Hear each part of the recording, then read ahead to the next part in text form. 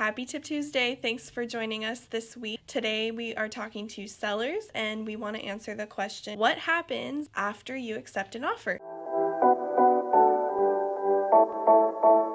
So we're going to give you a very brief summary of the next step. Once you accept an offer, we always get the question, now what? So first things first, once we get an accepted offer, this is when the time frames start. We will also provide you with what is called a contingency time frame letter. This has some pertinent information on it, answers questions about the transaction, who's paying for what, also the time frames, when the dates are due for contingencies to be removed, so you can keep tabs on timing. And if you'd like to learn more about what contingencies are, watch this video that we did and it breaks down that question. Next thing is the buyer will be depositing their earnest money deposit or EMD into escrow. The buyers will have the escrow information, the escrow number, where to send the money in. So we will be keeping an eye out for the escrow officer to let us know when they've received that. Typically within the first 7 days is when disclosures are due to the buyers, and these are the seller disclosures, general disclosures, HOA disclosures, if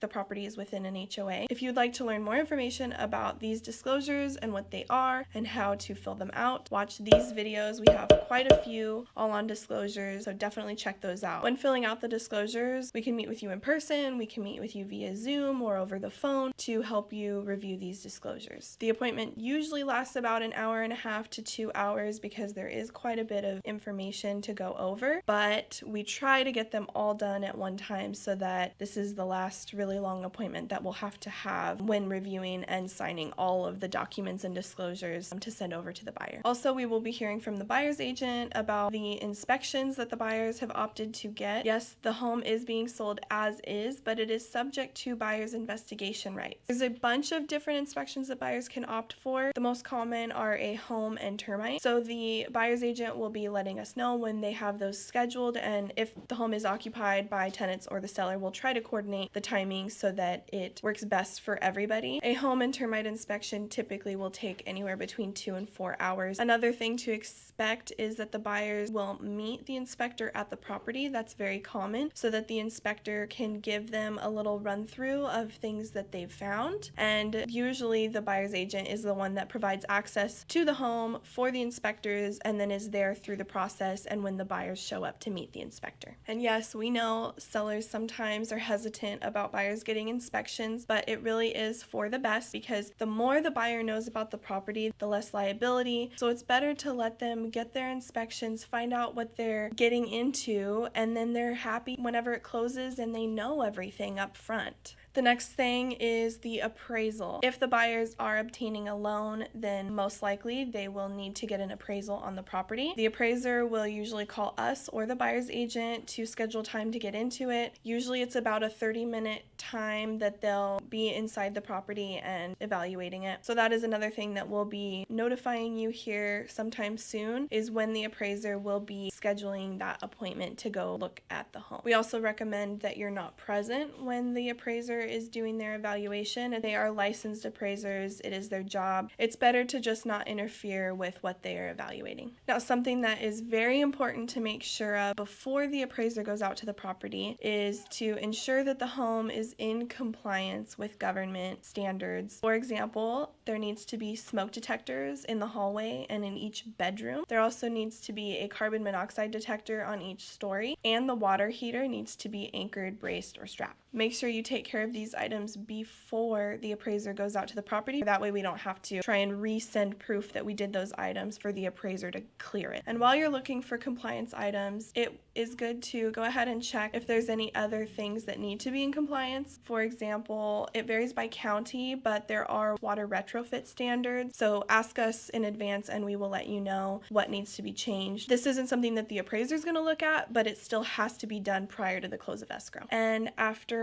all the inspections and appraisal and disclosures are reviewed by the buyer, then the next step would be to close. So they will be due to remove their contingencies, and then at that point everyone will sign the documents. The last thing that the buyer will need to do in the home before we close escrow is the final walkthrough. And if you want to know more information on what they're looking for in a final walkthrough, watch this video. So that is just a quick summary of what to expect next now that you've accepted an offer. And if you have any other questions about this subject, please please feel free to let us know. We love to hear from you, and we love to educate and answer any questions you have. Thank you so much again for watching. We look forward to seeing you next Tuesday.